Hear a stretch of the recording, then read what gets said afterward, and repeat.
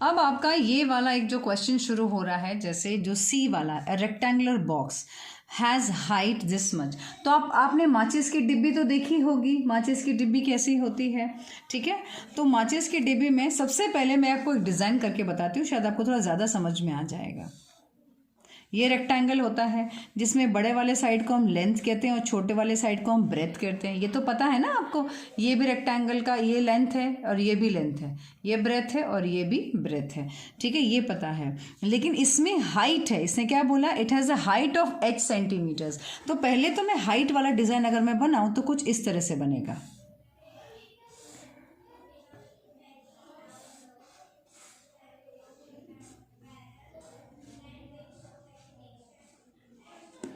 आप गौर से ये देख सकते हो, ठीक है। अब ये वाला डिज़ाइन आपको गौर से समझना है तो ऐसे समझना पड़ेगा। ये आपको दिख रहा है, अब माचिस के जिससे बन गया। अब ये लेंथ है, ये भी लेंथ है, और ये ब्रेथ है और ये ब्रेथ है, और ये इसके हाइट है, और ये इसके हाइट है। तो सबसे पहले आपकी लेंथ क्या है वो बता रहा है, अपन वो पूछ रहा है हमसे। तो हमको यहाँ पे बोल रहा है the rectangular box has a height h centimetre. यानी ये जो h है ना, this is known as h। इसके लिए ये क्या हो गया, h हो गया। अगर ये उसके लिए h हो गया है तो ये जो है ये इसके लिए हाइट है, उसको h मान रहे हैं लोग। क्या मान रहे हैं, यहाँ पे 5, 6, 2, 4, 10 कुछ भी हो सकता था, मगर अभी इसको h मान रहे हैं, ठीक है, हाइट को। फिर इसके बाद its length is 5 times the height.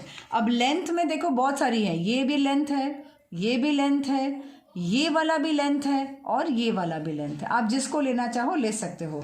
तो मैं इसको ले रही हूँ एज लेंथ। अब उसने लेंथ के लिए क्या बोला है पता है, मैंने एल का शॉर्ट फॉर्म लिखा है। लेंथ वो बोल रहा है that is 5 times the height. 5 times the height का मतलब होता है कि जितना हाइट है, हाइट h है ना, तो उसका 5 टाइम्स यानी 5 इंटू h, यानी कि 5h हो गया, बराबर। लेंथ उसका हाइट क्या हो गया, 5h हो गया। इसका लेंथ कितना है, 5h हो गया। अब उसने बोला है express the length and the breadth is 10 centimetre less. और ब्रेथ कितना है, 10 सेंटीमीटर लेस। तो हाँ, एक चीज़ हमको और भी लिखनी चाहिए कि यहाँ पर h क्या है, ये सेंटीमीटर में है, ये जो आया ये भी सेंटीमीटर में आया। अब ब्रेथ इसमें बताओ कौन होगा, ये आपको दिख रहा है पूरा चौकोर है, ये लंबी वाली साइड लेंथ होती है और जो छोटी वाली साइड होती है ब्रेथ होती है। तो मैं यहाँ पे लिख रही हूँ ब्रेथ, ओके, यहाँ पे मैं ब्रेथ लिख रही हूँ। तो ये ब्रेथ क्या है यहाँ पर, वो बोल रहा है 10 centimetre less than the length. यानी जितना लेंथ आया है, ये जितना लेंथ आया इससे 10 सेंटीमीटर कम है। तो 10 centimetre less than the length यानी कि 5h। तो ये हुआ आपके लिए ब्रेथ। तो आपके लिए ब्रेथ हुआ 5h माइनस 10, लेंथ हुआ 5h और h आपके लिए हाइट है। तो आपको ये तो मैंने आपको डिज़ाइनिंग करके दिखाया। आपके स्कूल में कोई डिज़ाइन करके आपको वैसे भी दिखाने वाला नहीं है। तो बस आपको अभी यहाँ पे मैं इतना ही बोल सकती हूँ, यहाँ पे जो आप लिखोगे दैट इज़, यहाँ पे इस सम में आप लिखोगे सी वाले में, पहले तो आप हाइट लिखोगे। हाइट लिखा हुआ है h, नहीं ऐसे नहीं लिखने का, height HEIGHT, height is equal to h centimetre, ठीक है। उसके बाद length is equal to 5h बराबर सेंटीमीटर, ये भी सेंटीमीटर में आया। और ब्रेथ हमने कितना निकाला, is equal to 5h minus 10 centimetre. ये लिखना ज़रूरी है इस तरह से। बात समझ में आया, इतना आपको ऐसे लिखने का है। बात समझ में आ गई कि नहीं आ गई। और हाँ, ऊपर रेक्टेंगुलर बॉक्स लिखना था तो आप ऊपर रेक्टेंगुलर बॉक्स लिख सकते हो। और ये बॉक्स में कैसे आंसर आया वो मैंने आपको सिखा दिया। नेक्स्ट है यहाँ पर मीना, बीना और लीना, 3 दोस्त हैं, ठीक है। अब 3 दोस्त हैं तो यहाँ पर वो लोग एक हिल में ऊपर चढ़ रहे हैं, यहाँ दिख रहा है आपको डिज़ाइन में चढ़ रहे हैं। तो मीना इज 10 स्टेप्स। तो अभी मीना बीना अगर मैं आपको रफ में सिखाऊँ ये चीज़, तो अगर मैं आपको बोलूँ बेटा मीना है ना 10th नंबर की सीढ़ी पर है, 10th स्टेप मतलब 10th नंबर के सीढ़ी पर है। तो बीना इज 8 स्टेप्स अहेड। तो बीना अगर 8 स्टेप्स अहेड है तो आप बीना के लिए क्या बोलोगे? अरे मिस आप 10 में +8 कर दो ना, तो यानी कि 18 नंबर के स्टेप में है, आप ये बोलोगे। करेक्ट। फिर आपको बोलेंगे लीना इज 7 स्टेप्स बिहाइंड। तो जो लीना है वो 7 स्टेप्स बिहाइंड है, बिहाइंड यानी -7 है, तो 10 में से माइनस करो तो मतलब वो 3 नंबर के स्टेप पर है। तो लीना किसके नंबर के स्टेप पर है? 3 नंबर के। लेकिन यहाँ हमको पता है कि मीना 10 नंबर के स्टेप है, तभी हमने +8 किया और -7 किया तो हमको आंसर मिल गया। मगर अब ऐसा चांस आ रहा है हमको पता ही नहीं है कि मीना कौन सा स्टेप, तो हम लोग यहाँ पे लिखेंगे इस क्वेश्चन को पढ़ने के बाद कि भाई मीना जो है, मीना इज एट स्टेप, कौन से स्टेप पर है मीना? पहली बात तो यहाँ पे लिखा है Meena is at step S। तो पहले हमने 10 लिया था, लेकिन अभी इसमें कुछ नहीं है तो हमने S बोला है इसलिए लिखने के लिए, इसलिए हमने S लिखा है। अब उसने बोला बीना इज 8 स्टेप्स अहेड। तो जो बीना है वो 8 ज़्यादा है, यहाँ पे 8 step ahead.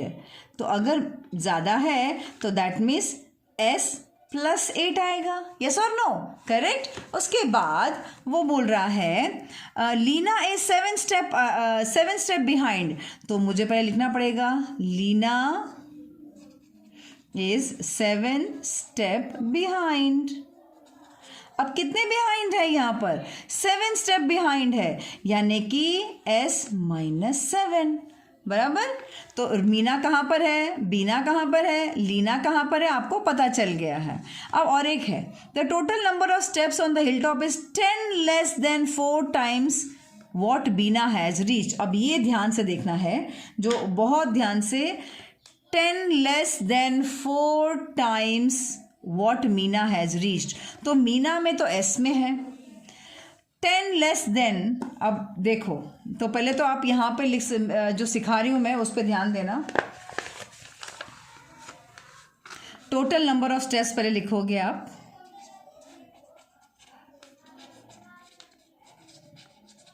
Total number of steps क्या है? To the hill top is 10 less than 4 times. 10 less than है ना, पहले तो 10 कम कर लो। 4 times what Meena has reach, 4 times. और मीना किस में रीच्ड है? S में है। मीना किस में? S में। तो यानी कि आंसर आया 4S -10 बराबर। तो ये आंसर हुआ total number of step is equal to 4S -10। बात समझ में आ गई? तो यानी कि ये पूरा सम कुछ इस तरह से बना। पहले सबका सॉरी यहाँ से मीना से, हाँ, ये पूरा सम ऐसे बना। मीना का इतना, बीना का इतना, लीना का इतना, नंबर ऑफ स्टेप्स इतना, blah blah blah. Is that clear? हम नेक्स्ट क्वेश्चन पे आते हैं। यहाँ पे बस ट्रैवल्स V km/h। पहले मैं आपको ये समझाती हूँ km/h क्या होता है। अभी यहाँ पे जनरली जब लिखते हैं किलोमीटर, और कभी कभी ऐसे डंडी लगा देते हैं और फिर लिखते हैं आवर, दैट मीन्स km/h होता है। आप ऐसे लिखो या फिर ऐसे लिखो। अब इसका मतलब क्या है km/h का मतलब? एक्चुअली अगर कोई गाड़ी जाती है, सपोज करो यहाँ से कोई ट्रक जा रही है या बस जा रही है या कुछ भी जा रहा है, कार यहाँ तक पहुँचती है, ठीक है, तो वो 1 घंटे में, हर 1 घंटे में 1 आवर में कितना गाड़ी चली? सपोज ये 1 आवर में सपोज करो 10 किलोमीटर चली है, यानी कि यहाँ से लेकर गाड़ी यहाँ तक चली है 10 किलोमीटर चली है। ओके, 10 किलोमीटर कितना देर लगा उसको? 1 घंटा लगा। तो हम तब कहेंगे 10 km/h।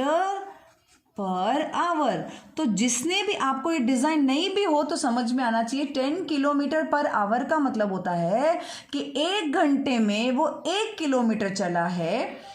तो 10 km/h, सॉरी 1 घंटे में वो 10 किलोमीटर चला है। कितना किलोमीटर चला है? 10 किलोमीटर चला है। तो सपोज ये इतना 10 किलोमीटर, जैसे यहाँ पे यहाँ एक दूसरा किलोमीटर, तीसरा किलोमीटर, चौथा किलोमीटर, 5वां, 6वां, 7वां, 8वां, समझ करो 9वां और ये 10वां।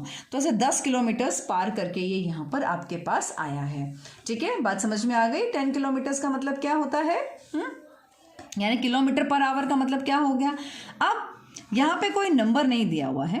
अ बस ट्रैवल्स एट v किलोमीटर पर, v मैं नहीं बोलती हूँ, मैं सपोज करो मैं यहाँ पे लिख देती हूँ 10 किलोमीटर पर आवर में लिख देती हूँ, सपोज करो, ठीक है। ये मैं आपको समझाने के लिए कर रही हूँ, ओके।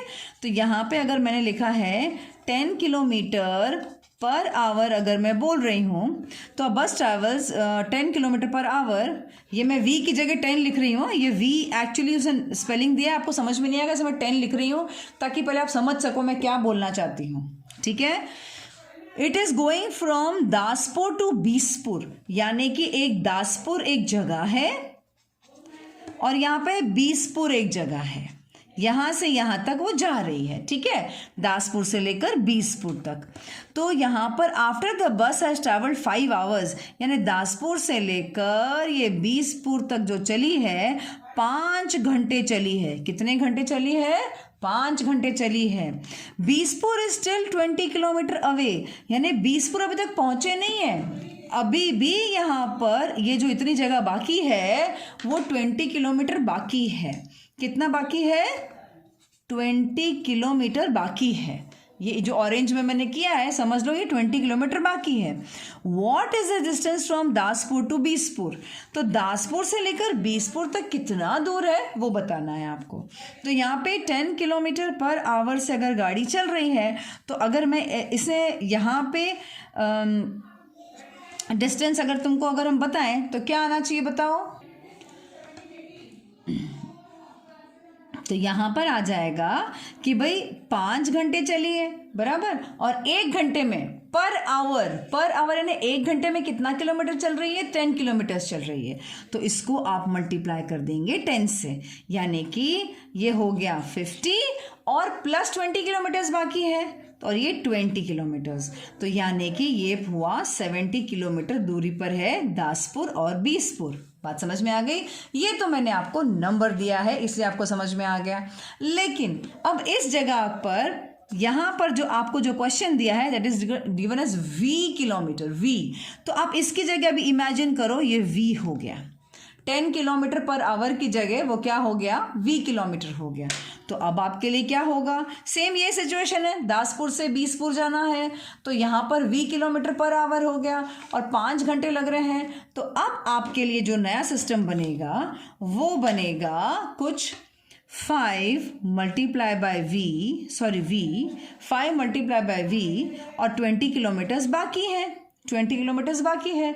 तो 5 into v will become 5v plus 20। बात समझ में आया कि नहीं आया? तो ये आपका किलोमीटर, ये डिस्टेंस पूछा ना तो किलोमीटर आया, 5v plus 20 kilometre. This is your answer. अब ये इतना मैंने तामझाम किया सिर्फ समझाने के लिए। आई होप आप ये मेन आंसर समझ गए हो कि क्या है करके ये, ठीक है। बात समझ में आया? अगर आपको इसमें आंसर में लिखना है ऐसे तो आप लिख सकते हो यहाँ पर। इसका जो लिखने का तरीका है वो मैं आपको बता देती हूँ एक बार। अब देखो मैंने ये लिख लिया है, the bus travels v kilometre per hour, the bus travels 5 hour, तो मतलब तो क्या हुआ यहाँ पर 5v हो गया। फिर द बीसपुर स्टिल 20 किलोमीटर अवे, यानी कि दूर है, ठीक है। तो हम यहाँ पे तो distance from Daspur to Bispur is 5v plus 20 जो हमने यहाँ पे अभी निकाला था, और वो लिखना पड़ेगा किलोमीटर में। बस ये आंसर इस तरह से आएगा। बात समझ में आ गई? बात समझ में आ गई? कैसे लिखोगे आप? ओके।